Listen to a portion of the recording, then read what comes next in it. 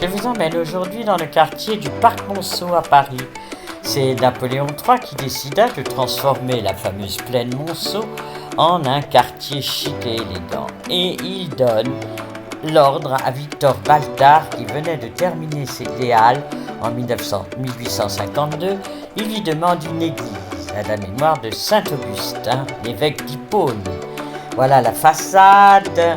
Et devant, vous avez la statue de Jeanne d'Arc, car c'est à cet endroit qu'elle a été blessée à la jambe lors de l'attaque de Paris en 1420. Donc voilà notre Jeanne d'Arc. Et derrière, cette façade tout à fait originale, parce que Baltard a utilisé une ossature métallique, ce qui est pour la première fois on utilise ce genre de construction. Saint-Dominique, les apôtres, le Christ au milieu, et de l'autre côté, Saint-Augustin, le fameux évêque berbère d'Afrique, évêque d'Hippone, qui vécut de 354 à 430, un des 4 pères de l'Église. Vous voyez l'intérieur, avec cette petite chapelle dédiée à la Vierge, et surtout cette ossature très originale, en fonte, regardez tous ces anges, en fonte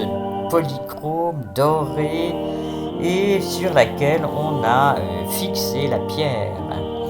Les vitraux sont de la nef, à l'intérieur de la nef, ont été conçus par le maître verrier Charles Laurent, maréchal. Vous voyez cet ange et la finesse de ces apôtres, de ces saints des grandes villes de France. La plupart des villes sont représentées par leurs évêques. Mais sous la coupole, c'est tout à fait différent.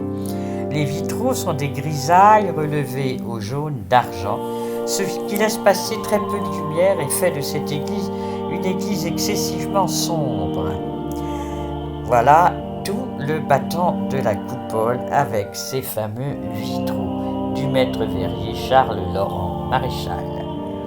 Les fonds baptismaux, eux, ont été sculptés par Léon Jallet, qui l'a sculpté dans du marbre pour cette église. Et là, nous arrivons dans la chapelle du père Charles de Foucauld. Il s'est converti ici en se confessant au père Huvelin. Voilà son buste. Ici, la plaque souvenir, c'était en 1886. Et devant, il y a la maquette de Tamanrasset dans le Hogar, où il termina ses jours assassiné en 1916. Et nous revenons au chœur avec ces magnifiques bouquets et le ciborium au-dessus du maître-autel, qui est en bronze doré. Regardez l'abbé Douarenne, qui est prêtre dans cette église, qui vient de nous mettre les grands éclairages pour que l'on admire ce ciborium en bronze doré de l'époque de Napoléon III. C'est lui qui inaugura cette église le 28 mai 1868.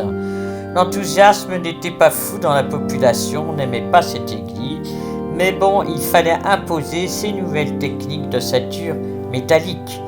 Nous continuons dans le chœur, avec ici sous la coupole, avec les sculptures et toute l'architecture sous des chapelles. Ici, nous sommes dans la chapelle de la Vierge, avec une statue en marbre de Léon Jallet, et le décor, voyez, avec les colonnes en marbre rose, et tous ces ex-voto des personnes qui ont prié et obtenu des grâces. Ici, c'est le ciborium, dans tout ce centre de la coupole, puis là, l'orgue de chœur avec les mosaïques, et en face, la chapelle Saint-Joseph, avec les mosaïques sur l'autel, tous les ex-voto, la statue de Sainte Thérèse de l'Enfant Jésus, et regardez les colonnes en marbre rose. Puis là, c'est le maître-autel surélevé, car en dessous, il y a une crypte que Napoléon III avait voulu créer pour y être enterré. Grâce à l'abbé Douarenne, nous avons pu y descendre, et voyez la consolidation du ciborium. Revenons à la nef avec la chaire ici, et à gauche le tableau du martyr de la mort de Sainte Monique par Eugène Maillard, et tout au fond la rosace. Là encore, c'est une ossature métallique, ce qui est vraiment extraordinaire et tout nouveau à l'époque. Le maître verrier et Prosper Lafaille. Et nous arrivons dans la chapelle des catéchismes. Là encore, grâce à l'abbé Douarenne, qui est vraiment notre César. Voilà la décoration tout à fait Napoléon III. Cette fois-ci, ce sont plus des scènes bibliques, mais des arabesques et sur fond doré, avec ce décor tout à fait typique de Napoléon III. Mais ce n'est pas tout. Sur les côtés, des grandes fresques racontent la vie de Saint Augustin. Ici, c'est sa mort lors du siège des Vandales en 430. Voilà. On sort de la salle des catéchismes par cette petite porte pour admirer la façade qui n'a pas encore été nettoyée. Seule la façade d'entrée a été nettoyée.